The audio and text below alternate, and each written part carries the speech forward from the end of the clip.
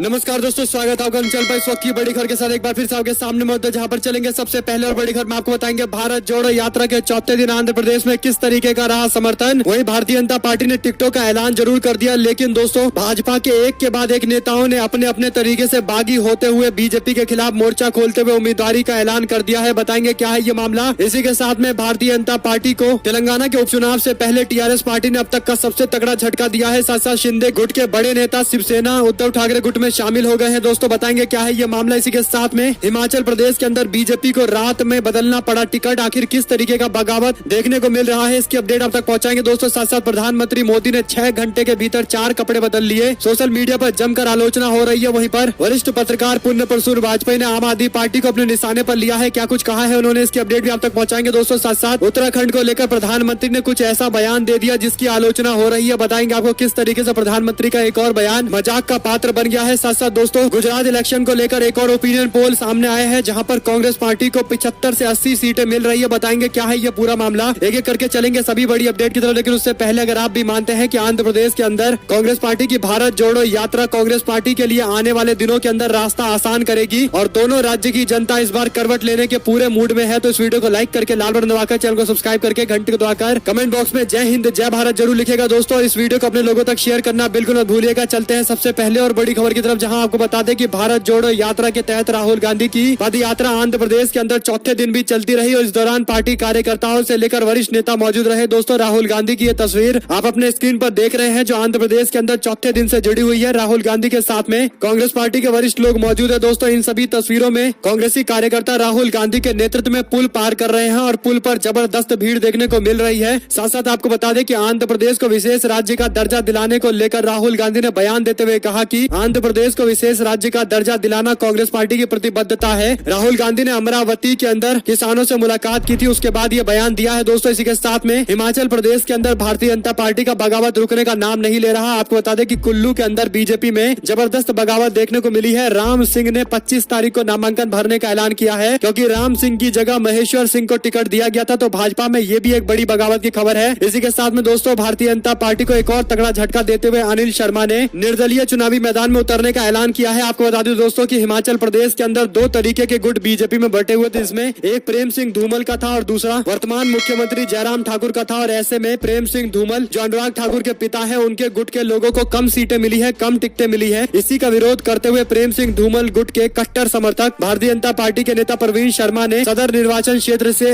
निर्दलीय चुनाव लड़ने का ऐलान किया है, जो साफ तौर पर भारतीय जनता पार्टी को इस सीट पर काफी नुकसान पहुंचाएगा। दोस्तों इसी के साथ में तेलंगाना के अंदर बीजेपी को एक और झटका, दासूजा श्रवण ने टीआरएस पार्टी ज्वाइन कर ली है। आपको बता दें कि तेलंगाना में भारतीय जनता पार्टी को उपचुनाव से पहले जोरदार झटका देते हुए पार्टी के वरिष्ठ नेता दासूजा श्रवण ने बीजेपी छोड़ दी है। दोस्तों उन्होंने आरोप लगाया है कि भारतीय जनता पार्टी मनु गोड़े विधानसभा उपचुनाव के दौरान लोगों के बीच में पैसा, मांस और शराब बांट रही है। उन्होंने आरोप लगाया कि जब मैंने बीजेपी ज्वाइन की तो मुझे लगा भारतीय जनता पार्टी बदलाव की राजनीति करेगी, लेकिन बीजेपी तो उन पार्टियों से भी गई गुजरी निकली है। इसने लोगों के बीच में पैसे, मांस और शराब बांटकर लोगों से वोट करने के लिए दबाव बनाया है। आपको बता दें दोस्तों कि श्रवण के पार्टी से इस्तीफा दिए जाने के बाद जहां पर एक और टीआरएस के निशाने पर भाजपा है, तो दूसरी ओर बीजेपी के पास इसका कोई जवाब सामने नहीं आ रहा। आपको बता दें कि तेलंगाना के अंदर मुन्नू गोड़े विधानसभा सीट पर उपचुनाव हो रहे हैं, जहां से टीआरएस और बीजेपी के बीच में मुकाबला तय होगा और जनता तय करेगी दोनों में से किस पार्टी को जनता सपोर्ट करेगी। क्योंकि टीआरएस पार्टी को तो तकरीबन 2 बार से जनता फुल सपोर्ट कर रही है, लेकिन इस बार बीजेपी दावा कर रही है कि जनता उसके पक्ष में है। देखते हैं किस तरीके से जनता का रुझान सामने आता है। दोस्तों इससे पहले करोड़ों रुपए कार में पाए गए थे, जिसका बीजेपी के नेता के साथ में सीधे तौर पर लिंक मिला था। और एक और बड़ी खबर यह है कि महाराष्ट्र के अंदर शिंदे के गढ़ में उद्धव ठाकरे की हुंकार, ठाणे से बीजेपी के पूरे विधायक शिवसेना उद्धव ठाकरे गुट में शामिल हो गए हैं। तो एक एक करके झटका देने की लगातार कोशिशें चल रही है। दोस्तों वहीं पर 2-4 महीने के अंदर त्रिपुरा के अंदर भी चुनाव होंगे और त्रिपुरा के शाही वंशज का दावा यह है कि उनको भारतीय जनता पार्टी ज्वाइन करने के लिए पैसा दिया गया था। उन्होंने आरोप लगाया है कि बार बार बीजेपी के लोग मुझे लालच दे रहे थे, लेकिन जब मैंने लालच स्वीकार नहीं किया तो अब मुझे बदनाम करने की कोशिश कर रहे हैं, मेरे पे झूठा आरोप लगा रहे हैं। आपको बता दें कि देव वर्मन ने कहा कि भारतीय जनता पार्टी दुर्भाग्यपूर्ण वर्ष पिछले कुछ दिनों से एडीसी प्रशासन के खिलाफ दुष्प्रचार कर रही है और भ्रष्टाचार का अभियान चला रही है। कुल मिलाकर दोस्तों त्रिपुरा में भी चुनाव होने वाले और उससे पहले भारतीय जनता पार्टी पहले जिसके साथ गठबंधन करना चाहती थी, वही नेता बीजेपी से बागी हो रहे हैं। और एक और बड़ी खबर की माने तो हिमाचल प्रदेश के अंदर भारतीय जनता पार्टी की इतनी बुरी स्थिति है कि बीजेपी को रातों रात अपना कैंडिडेट बदलना पड़ रहा है। दरअसल दोस्तों बीजेपी के मुख्यालय पंडित दीनदयाल उपाध्याय मार्ग से देर रात एक विज्ञप्ति जारी की गई दोस्तों, जिसमें हिमाचल प्रदेश के चंबा विधानसभा से घोषित उम्मीदवार श्रीमती इंदिरा कपूर के स्थान पर श्रीमती नीलम नैयर को चुनावी मैदान में उतारा गया है। दोस्तों भारतीय जनता पार्टी पर लगातार कार्यकर्ता दबाव बना रहे थे और यहाँ तक कि चंबा सीट पर बीजेपी को समझ में आ गया था कि उसको भारी नुकसान हो सकता है। उसके बाद दोस्तों इस तरीके से उम्मीदवार बदले गए हैं, तो आप लोग समझ सकते हैं कि बार बार बीजेपी को हिमाचल प्रदेश की सीटों पर पीछे हटना पड़ रहा है। एक और बड़ी खबर की माने तो गुजरात के अंदर आम आदमी पार्टी उसी तरीके के विरोधाभास से जूझ रही है, उसी तरीके के आपसी मतभेद से जूझ रही है जैसा बीजेपी हिमाचल प्रदेश में जूझ रही है। दोस्तों भारतीय जनता पार्टी की तरह गुजरात के अंदर आम आदमी पार्टी को तगड़ा झटका लगा है, जहां पर पार्टी के लोगों ने अंदर खाने ही विरोध करना शुरू कर दिया है। आपको बता दें कि आम आदमी पार्टी ने 173 डांग विधानसभा सीट से सुनील गमीत को चुनावी मैदान में उतारा था। उसके बाद अब पार्टी के अंदर ही अंदर खाने विरोध शुरू हो गया है। सोशल मीडिया पर संदेश चल रहे हैं और इनकी उम्मीदवारी का विरोध किया जा रहा है। दोस्तों आपको बता दें कि नाराजगी के मुद्दे पर डांग जिला अध्यक्ष जोसेफ भाई ने रहस्यमयी चुप्पी भी साध ली है। कुल मिलाकर भाजपा की तरह आम आदमी पार्टी भी गुजरात के अंदर दो अलग अलग खेमों में बढ़ती दिखाई दे रही है और इस तरीके कई सारी सीटें हैं जहां पर आम आदमी पार्टी में आपसी कलह बढ़ती जा रही है। दोस्तों इससे पहले आम आदमी पार्टी ने आरएसएस से जुड़े हुए कट्टर समर्थक को टिकट दिया था और उस समर्थक से अभी तक टिकट वापस नहीं लिया गया है। दोस्तों यहाँ तक कि सोशल मीडिया से उसके पोस्ट जरूर हटाए जा रहे हैं, लेकिन उसने जिस तरीके के पोस्ट किए थे वो पूरी तरीके से आम आदमी पार्टी की विचारधारा को भी एक्सपोज करता है। एक और बड़ी खबर की माने तो प्रधानमंत्री नरेंद्र मोदी उत्तराखंड के दौरे पर थे, जहां पर 6 घंटे के अंदर ही प्रधानमंत्री मोदी 4 अलग अलग कपड़ों में दिखाई दिए, जिसको लेकर लोग निशाना साध रहे हैं। और कांग्रेस पार्टी के युवा मोर्चा के अध्यक्ष श्रीनिवास बीबी ने भी ट्वीट करते हुए प्रधानमंत्री मोदी को लेकर कहा कि आज 21 अक्टूबर है और आप लोग अंतर देखिए क्या दिखाई पड़ता है। और प्रधानमंत्री मोदी 4 अलग अलग कपड़ों में दिखाई दे रहे हैं। दोस्तों वहीं पर आम आदमी पार्टी के सोशल मीडिया प्लेटफॉर्म से एक ट्वीट किया गया, जिसमें नरेंद्र मोदी का कार्टून बनाया गया, जिसे हाथ पकड़कर आम आदमी पार्टी के नेता अरविंद केजरीवाल स्कूल की तरफ ले जा रहे हैं। और आम आदमी पार्टी ने कैप्शन लिखते हुए कहा कि ये हमें जेल भेजेंगे, हम इन्हें स्कूल भेजेंगे। और इस पर दोस्तों अब वरिष्ठ पत्रकार पुण्य प्रसून वाजपेयी ने लिखा कि ये ठीक है, दोनों के स्कूल में बिल्किस बानो का पाठ गायब है, एक ने अपराध होने दिया, दूसरे ने खामोशी बरती। यानी आम आदमी पार्टी के बिल्किस बानो केस मामले पर जो चुप्पी है उस पर सवाल खड़ा किया है वरिष्ठ पत्रकार ने। आप लोग क्या कुछ कहना चाहेंगे दोस्तों, लिखकर जरूर बताएगा। एक और बड़ी अपडेट ये है कि जयराम रमेश की तरफ से इस बात को पूरी तरीके से क्लियर कर दिया गया है कि शिवराज पाटिल जो कांग्रेस पार्टी के वरिष्ठ नेता हैं, उनकी तरफ से भगवत गीता को लेकर जो भी बयान दिया गया है, कांग्रेस पार्टी उस बयान उस स्टैंड का समर्थन नहीं करती है। कांग्रेस पार्टी ने क्लियर करते हुए कहा है कि हम लोग नेहरू जी के द्वारा गीता पर की गई टिप्पणी का समर्थन करते हैं और पूरी डिटेल में जानकारी दी गई है कि भगवत गीता को लेकर नेहरू जी क्या विचार रखा करते थे। और इसीलिए दोस्तों कांग्रेस पार्टी के नेता शिवराज पाटिल के बयानों का खंडन किया जा रहा है। पूरा एक मैसेज जयराम रमेश ने जारी किया है। वहीं आपको बता दें कि उत्तर प्रदेश के 3 बार के मुख्यमंत्री रहे और पूर्व रक्षा मंत्री मुलायम सिंह यादव जी के सैफई में आयोजित किए गए शोक सभा में किसान नेता राकेश टिकैत पहुंचे, जिन्होंने तस्वीरें साझा की है जिसमें अखिलेश यादव के साथ वो दिखाई पड़ते हैं। साथ साथ दोस्तों प्रधानमंत्री मोदी उत्तराखंड के दौरे पर गए हुए हैं और ऐसे में उन्होंने एक रैली को संबोधित करते हुए बड़ी बात कह दी। उन्होंने कहा कि 25 साल पहले जब मैं उत्तराखंड के अंदर भारतीय जनता पार्टी के एक कार्यक्रम में शामिल होने आया था तो यह बैठक माणा गांव के अंदर हुई थी। प्रधानमंत्री मोदी 25 साल पहले उत्तराखंड के अंदर एक कार्यक्रम की बात कर रहे हैं दोस्तों, जबकि आज से तकरीबन 22 साल पहले नवंबर 2000 में उत्तराखंड की स्थापना की गई और उत्तराखंड बीजेपी की स्थापना भी नवंबर 2000 में की गई दोस्तों। तो कुल मिलाकर अब तक 22 साल हुए हैं उत्तराखंड की स्थापना के ही, लेकिन प्रधानमंत्री मोदी अपने भाषण में कह रहे थे कि 25 साल पहले उत्तराखंड बीजेपी की बैठक में माणा गाँव आए थे। तो सवाल ये खड़ा होता है कि 25 साल पहले ना तो उत्तराखंड था और ना ही बीजेपी उत्तराखंड थी, तो प्रधानमंत्री मोदी किस बैठक में आए थे? इसे लेकर दोस्तों लोगों ने सवाल भी पूछा है। और एक और बड़ी खबर की माने तो द ग्राउंड रिपोर्ट की तरफ से दावा किया गया है कि 1 महीने के सर्वे से हमने ये पाया है कि 182 कॉन्स्टिट्यूएंसी में से भारतीय जनता पार्टी को 95 से 100 कॉन्स्टिट्यूएंसी पर जीत मिल सकती है, जबकि कांग्रेस पार्टी को 75 से 80 सीटें मिल सकती है और अदर्स को 3 से 4 सीटें, आम आदमी पार्टी को 0 से 1 सीटें मिल सकती है। आपको बता दें कि गुजरात के ग्राउंड ओपिनियन पोल इस तरीके का दावा कर रहा है। आप लोग इससे कितना इत्तेफाक रखते हैं लिखकर जरूर बताएगा। एक और बड़ी खबर की माने तो हिमाचल प्रदेश के अंदर भारतीय जनता पार्टी में जहां पर एक और फूट पड़ी है, तो दूसरी ओर कांग्रेस पार्टी ने कई सीटों पर उम्मीदवार की पूरी लिस्ट जारी कर दी दोस्तों। इसके बावजूद कांग्रेस पार्टी में इक्के दुक्के इस्तीफे को छोड़ दे तो राज्य के अंदर पूरी तरीके से शांति है, लेकिन इसके बावजूद शांति को भंग करने के लिए और आपस में विवाद खड़ा करने के लिए सोशल मीडिया पर फेक लिस्ट वायरल की जा रही है। हिमाचल प्रदेश कांग्रेस की तरफ से एक लिस्ट पोस्ट किया गया है, उसमें लिखा गया है कि आवश्यक सूचना यह है कि निम्नलिखित 5 विधानसभा के प्रत्याशियों की आधिकारिक घोषणा जल्द की जाएगी। किसी भी तरीके की नकली लिस्ट से सावधान रहे। यानी दोस्तों नकली लिस्टें निकाल कर हिमाचल प्रदेश में जैसे तैसे आपस में विवाद खड़ा करने की भी कोशिशें की जा रही है। हालांकि फेक लिस्ट पर हिमाचल प्रदेश कांग्रेस ने अवेयर रहने के लिए कहा है। वहीं आपको बता दें कि जम्मू कश्मीर के अंदर चुनाव होने वाले हैं, लगभग इसकी आशंकाएं मिल रही है और ऐसे में दोस्तों जम्मू कश्मीर कश्मीर को लेकर बड़ी अपडेट ये है कि महबूबा मुफ्ती को मिला है सरकारी बंगला खाली करने का नोटिस। पीडीपी प्रमुख बोली, कहा इसमें कोई आश्चर्य नहीं है। महबूबा मुफ्ती ने कहा कि मेरे पास ऐसी जगह नहीं है जहां मैं रह सकूं, इसलिए मुझे निर्णय लेने से पहले अपनी कानूनी टीम से परामर्श करना पड़ेगा। वहीं आपको बता दें कि हिमाचल प्रदेश के ऊना से कांग्रेस पार्टी के प्रत्याशी सतपाल रायजादा के नामांकन के दौरान भारी भीड़ देखने को मिली है। इसकी तस्वीरें भी सोशल मीडिया पर शेयर की जा रही है दोस्तों। वहीं पर प्रशांत किशोर का नाम सुनते ही भड़क गए। नीतीश कुमार बोले, कहा उस आदमी का नाम क्यों लेते हो, कुछ भी बोलता रहता है। आपको बता दें कि प्रशांत किशोर ने भले ही दावा किया हो कि नीतीश कुमार आगे बीजेपी के साथ जा सकते हैं, लेकिन नीतीश कुमार कुछ दिन पहले कह चुके हैं कि वो जीवन भर भारतीय जनता पार्टी के साथ में नहीं जाएंगे। तो ऐसे में एक बार फिर से प्रशांत किशोर के सवाल पर मीडिया वाले पर भड़क गए नीतीश कुमार और कहने लगे कि आप उसका सवाल हमसे क्यों पूछते हो, वो कुछ भी बोलता है, उसकी बातों को इतना ध्यान देने की जरूरत नहीं है। कुल मिलाकर दोस्तों नीतीश कुमार और प्रशांत किशोर के बीच में इतनी ज्यादा खाई हो गई है कि नेता एक दूसरे का नाम तक सुनने को तैयार नहीं है। वहीं पर ताजमहल के कमरे खुलवाकर उसके अंदर का सर्वे कराने को लेकर अब सुप्रीम कोर्ट में मामला पहुंचा था, जिस पर सुप्रीम कोर्ट ने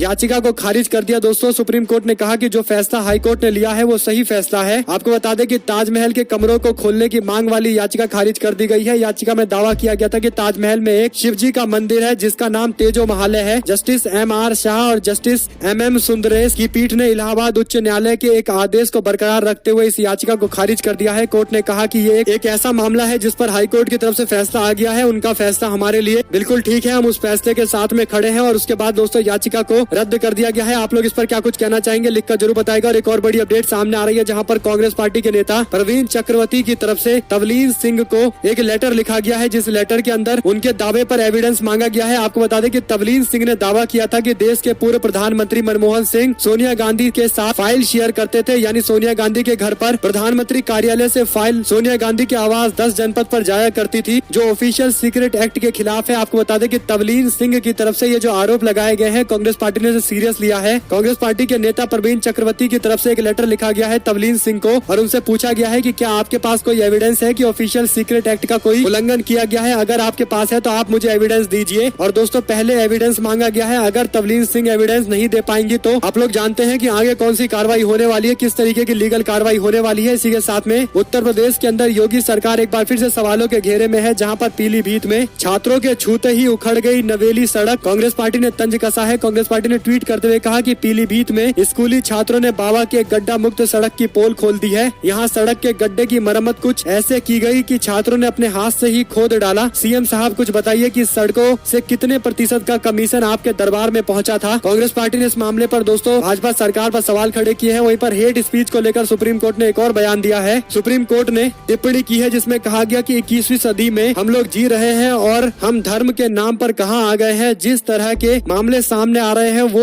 ऐसे देश के लिए चौंकाने वाले हैं जिसे धर्मनिरपेक्ष होना चाहिए। सुप्रीम कोर्ट ने याचिका पर सुनवाई की दोस्तों, जिसमें कहा गया था कि भारत में मुसलमानों को डराने धमकाने के चलन को तुरंत रोका जाए। याचिकाकर्ता ने अदालत से तुरंत कार्रवाई की मांग की थी। इसके बाद कोर्ट की तरफ से ये टिप्पणी जरूर सामने आई है, लेकिन सवाल ये खड़ा होता है कि केवल टिप्पणी से काम चलेगा या फिर सुप्रीम कोर्ट, क्योंकि देश के अंदर थर्ड पिलर है इंडियन डेमोक्रेसी की, तो सबसे पहले उनको कठोर कदम उठाने चाहिए। लेकिन दोस्तों जनता उम्मीद ही कर रही है, देखते हैं कोई कार्रवाई हो पाती है या नहीं हो पाती। वहीं पर राम रहीम के आगे भाजपाइयों के झुकने का दौर अभी भी थम नहीं रहा दोस्तों। सबसे पहले करनाल की मेयर अपना पिताजी बता रही थी राम रहीम को, और अब हरियाणा के डिप्टी स्पीकर ने ऑनलाइन सत्संग में हिस्सा लिया है और राम रहीम से आशीर्वाद मांगा है। दोस्तों आपको बता दें कि बीजेपी के मेयर के बाद अब इस तरीके से डिप्टी स्पीकर का ऑनलाइन सत्संग में शामिल होना साफ तौर पर बताता है कि हरियाणा के अंदर किस तरीके से राम रहीम का पॉलिटिकल दबदबा है दोस्तों। यहाँ तक कि 40 दिन की पैरोल पर बाहर है ये व्यक्ति, उसके बाद ये आसानी से सत्संग चला रहा है और ऑनलाइन सत्संग में बड़ी संख्या में लोग शामिल भी हो रहे हैं। और खासकर भाजपा से जुड़े हुए लोगों का शामिल होना कहीं ना कहीं लोगों के मन में एक सवाल को जन्म देता है, क्योंकि बीजेपी सत्ताधारी दल है और इतने गंभीर आरोप में जेल में बंद बाबा के प्रति इस तरीके का प्रेम दिखाया जा रहा है। आप लोग इस पर क्या कुछ कहना चाहेंगे लिखकर जरूर बताएगा। एक और बड़ी खबर की माने तो कांग्रेस सरकार गिराने वाले विधायक के खिलाफ बदला लेने के लिए उतरे कमलनाथ। बोले बीजेपी ने सौदा करके हमारी सरकार गिराई थी, अब इन विधायकों की भी खैर नहीं है। आने वाले दिनों के अंदर कांग्रेस पार्टी अपने अभियान को इन्हीं क्षेत्रों से तेज करने जा रही है, जहां पर कांग्रेस पार्टी के विधायकों ने उनसे धोखा देकर भाजपा के साथ में चले गए थे और ज्योतिरादित्य सिंधिया के साथ में बगावत कर दिया था दोस्तों। और अब मध्य प्रदेश के अंदर कांग्रेस पार्टी वापस से 1 साल पहले से अभियान को और तेज कर रही है। एक और बड़ी खबर की माने तो राम रहीम के ऑनलाइन सत्संग में शामिल बीजेपी नेताओं पर टीएमसी की सांसद महुआ मोइत्रा ने तंज कसा है। आपको बता दें कि बलात्कार के आरोपी डेरा सच्चा सौदा के प्रमुख राम रहीम के ऑनलाइन सत्संग से जुड़े बीजेपी के लोगों पर अब विपक्ष निशाना साध रहा है, जहां पर टीएमसी की सांसद महुआ मोइत्रा ने ट्वीट किया है। उन्होंने ट्वीट में लिखा है कि भाजपा बलात्कार दिवस को राष्ट्रीय अवकाश घोषित कर रही है क्या? बलात्कार के दोषी राम रहीम को फिर से पैरोल मिली। मेजबान सत्संग में भाजपा हरियाणा के कई लोग शामिल हुए। इस तरीके से महुआ मोइत्रा ने तंज कसा है। दोस्तों वही आपको बता दें कि रुपया और डॉलर के बीच में रुपया लगातार कमजोर होता जा रहा है, जिस पर कांग्रेस पार्टी के राष्ट्रीय अध्यक्ष मल्लिकार्जुन खड़गे ने बयान दिया है। दोस्तों मल्लिकार्जुन खड़गे ने प्रधानमंत्री मोदी पर हमला बोलते हुए कहा कि सिर्फ बयानबाजी से काम नहीं चलेगा, अर्थव्यवस्था को खतरनाक स्थिति से पहुंचाने से बचाने के लिए ठोस कदम उठाने पड़ेंगे। इस पर बीजेपी आईटी सेल के हेड अमित मालवीय ने उन पर पलटवार किया। उन्होंने कहा कि आप कांग्रेस की गिरावट पर ध्यान दीजिए। हिमाचल प्रदेश और गुजरात में कांग्रेस हारी तो जिम्मेदार आप ही होंगे। वहीं आपको बता दें कि तमिलनाडु के मछुआरों पर भारतीय नौसेना की गोलीबारी के बाद एमके स्टालिन ने प्रधानमंत्री को पत्र लिखा है और अत्यधिक सावधानी बरतने के लिए कहा है। दोस्तों वहीं पर बिरयानी खिलाकर ओवैसी के पार्टी के लोग कार्यकर्ताओं को जोड़ रहे हैं। मध्य प्रदेश की 50 सीटों पर चुनाव लड़ने की तैयारी चल रही है। एआईएमआईएम के चीफ ओवैसी अगले साल होने वाले मध्य प्रदेश के विधानसभा चुनाव के लिए सियासी जमीन तैयार करने में जुट गए हैं। कोशिश हो रही है कि बिरयानी के बहाने सियासी जमीन को मजबूत किया जाए। मध्य प्रदेश के कई इलाकों के अंदर इस योजना को अमली जामा पहनाया जा रहा है। ओवैसी पार्टी के नेता भोपाल सहित कई शहरों के अंदर दावत करके लोगों को अपने साथ में लाने की कोशिश कर रहे हैं और भारी भीड़ जुटाई जा रही है। दोस्तों वहीं पर केंद्रीय गृह राज्य मंत्री अजय मिश्रा टेनी को सुप्रीम कोर्ट ने झटका दिया। याचिका को खारिज कर दी गई है। लखीमपुर खीरी में 22 साल पुराने प्रभात गुप्ता हत्या मामले में केंद्रीय मंत्री अजय मिश्रा टेनी को आरोपी बनाया गया था, जिसके बाद सुप्रीम कोर्ट ने राहत नहीं दी है। कोर्ट ने केंद्रीय गृह राज्य मंत्री के केस को ट्रांसफर की मांग वाली याचिका खारिज कर दी है। प्रभात गुप्ता हत्याकांड मामले में अंतिम सुनवाई अब इलाहाबाद हाईकोर्ट की लखनऊ बेंच में होगी। अजय मिश्रा टेनी ने प्रभात हत्याकांड केस हाईकोर्ट की लखनऊ बेंच से ट्रांसफर कराकर इलाहाबाद हाईकोर्ट में कराने की मांग की थी, लेकिन इस मांग को स्वीकार नहीं किया गया है। दोस्तों एक और बड़ी खबर की माने तो दिल्ली के अंदर क्रैकर्स बैन है, यानी पटाखे बैन कर दिए गए हैं, लेकिन आम आदमी पार्टी के मंत्री पटाखे फोड़ते नजर आए। बीजेपी ने इस पर सवाल पूछा है। आपको बता दें कि पटाखा जलाने पर घिर गए केजरीवाल के मंत्री बीजेपी ने पूछा कि क्या कोई कार्रवाई होगी या नहीं होगी। आपको बता दें दोस्तों कि दिल्ली के अंदर जुर्माना का ऐलान किया गया था और जेल तक भेजे जाने की बातें कही जा रही थी और अब एक वीडियो वायरल हो रहा है जिसमें केजरीवाल सरकार में मंत्री बनाए जाने के बाद राजकुमार आनंद के समर्थकों ने पटाखे फोड़े और वीडियो शेयर करते हुए कांग्रेस पार्टी के नेता तजिंदर सिंह बग्गा ने अरविंद केजरीवाल को घेरने की कोशिश की है। साथ साथ अनिल देशमुख की जमानत याचिका खारिज कर दी गई। संजय राउत की जमानत पर सुनवाई 2 नवंबर तक टाल दी गई है। नवाब मलिक भी जेल में रहेंगे। इन तीनों लोगों को लेकर दोस्तों जिस तरीके का कोर्ट का रवैया है, कहीं न कहीं एक बड़े सवाल खड़े होते हैं, क्योंकि संजय राउत को बार बार सुनवाई टालने के नाम पर जेल में रखा जा रहा है। आप लोग क्या कुछ समझते हैं इसके पीछे लिखकर जरूर बताएगा। दोस्तों वहीं पर यूपी में 7500 मदरसों को मान्यता नहीं। सरकार के सर्वे में खुलासा, लखनऊ से 3 गुना ज्यादा बस्ती और 5 गुना ज्यादा मुरादाबाद में मदरसे चल रहे हैं और सरकार की नजर इन्हीं सभी मदरसों पर है। सर्वे कराने के बाद फैसला लिया जा सकता है। वहीं पर जम्मू कश्मीर के म्युनिसिपैलिटी इलेक्शन में बीजेपी को बड़ी जीत मिली है। मेयर के चुनाव में भाजपा जीत गई है। ओपन बैलेट चुनाव नहीं कराए जाने के बाद कांग्रेस पार्टी ने बॉयकॉट कर दिया है दोस्तों, जिसके बाद चुनाव में भाजपा को जीत मिल गई है। साथ साथ आपको बता दें कि अमेरिका, चीन और रूस ने भारत को ठुकराया। बीजेपी के पूर्व सांसद बोले, कहा नहीं सभी ने पाकिस्तान को अपना लिया है। बीजेपी के पूर्व सांसद सुब्रमण्यम स्वामी ने अमेरिका, चीन और रूस के साथ भारत के रिश्तों को लेकर सवाल खड़ा किया है। उन्होंने कहा कि पाकिस्तान के इन देशों के साथ रिश्ते सुधर रहे हैं जबकि हमारे रिश्ते खराब हो रहे हैं। ये हमारे लिए चिंता का विषय है। इसी के साथ में गुजरात चुनाव के लिए 6ठी सूची घोषित कर दी गई। महसाणा से भगत पटेल, रापरी से अंबालाल पटेल को चुनावी मैदान में आम आदमी पार्टी ने उतारा है। दोस्तों देखते हैं ये कितना मामला आगे बढ़ता है, किस तरीके से आम आदमी पार्टी अपने इन नेताओं के टिकट को जस्टिफाई कर पाएगी अपने कार्यकर्ताओं के सामने, या फिर कार्यकर्ता बगावत करेंगे। ये तो आने वाला समय ही बताएगा। लेकिन एक बात तय है कि आम आदमी पार्टी गुजरात के अंदर अपने आप को मजबूत तौर पर दिखाने की जरूर कोशिश कर रही है, लेकिन अंतिम मुकाबला कांग्रेस और भाजपा के बीच में नजर आता है। आप लोग क्या कुछ कहना चाहेंगे लिखकर जरूर बताएगा। साथ साथ दोस्तों हिमाचल प्रदेश के चौपाल विधानसभा से कांग्रेस पार्टी के प्रत्याशी श्री किमता रजनीश जी ने नामांकन दाखिल की है और इस दौरान उनके समर्थन में भी भारी भीड़ देखने को मिली है। इस तरीके का नामांकन में भीड़ जुटना ये अच्छे संकेत है, खासकर हिमाचल प्रदेश जैसे राज्य में जहां पर काफी कम आबादी है जनता की दोस्तों, लेकिन इसके बावजूद कांग्रेस पार्टी को इस तरीके का जन समर्थन मिल जा रहा है, खासकर नामांकन के दौरान ही। तो कहीं न कहीं ये बीजेपी के लिए खतरे की घंटी, और हिमाचल प्रदेश हमेशा से एंटी इनकम्बेंसी को काफी सीरियस लेता है, इसीलिए माना जा रहा है कि बीजेपी का हो सकता है हिमाचल प्रदेश में पत्ता कट जाए। इसी के साथ में दोस्तों वीआईपी संस्कृति के विरोध के बाद एम्स प्रशासन ने सांसदों के लिए विशेष इंतजाम वाला आदेश वापस ले लिया है। आपको बता दें कि अखिल भारतीय आयुर्विज्ञान संस्थान यानी एम्स ने सांसदों को लेकर पुराने आदेश वापस ले लिए हैं। इस आदेश के तहत सांसदों के सदस्यों को ओपीडी इमरजेंसी में दिखाने और भर्ती होने के लिए ओपीडी तैयार किया गया था। इतना ही नहीं, एम्स में इलाज के लिए अगर सांसद रेफरेंस के तौर पर चिट्ठी लिख दे तो एम्स का मीडिया एंड प्रोटोकॉल विभाग डॉक्टर से दिखवा रखवाने में मरीज का खास ख्याल रखता था। सूत्रों से मिल रही जानकारी के अनुसार एम्स प्रशासन के इस फैसले की जमकर आलोचना हो रही थी और एक तरीके से वीवीआईपी कल्चर लोगों पर इम्पोज करने की कोशिश की गई थी, जिसका विरोध किया गया और बाद में दोस्तों फैसला वापस लेना पड़ा है। अगर आप लोग को एक भी खबर अच्छी लगी हो तो इस वीडियो को लाइक करके लाल बटन दबाकर चैनल को सब्सक्राइब करके घंटी दबाकर कमेंट बॉक्स में जय हिंद जय भारत जरूर लिखिएगा। इस वीडियो को अपने लोगों तक शेयर करना तो बिल्कुल मत भूलिएगा दोस्तों। जय हिंद जय भारत वंदे मातरम।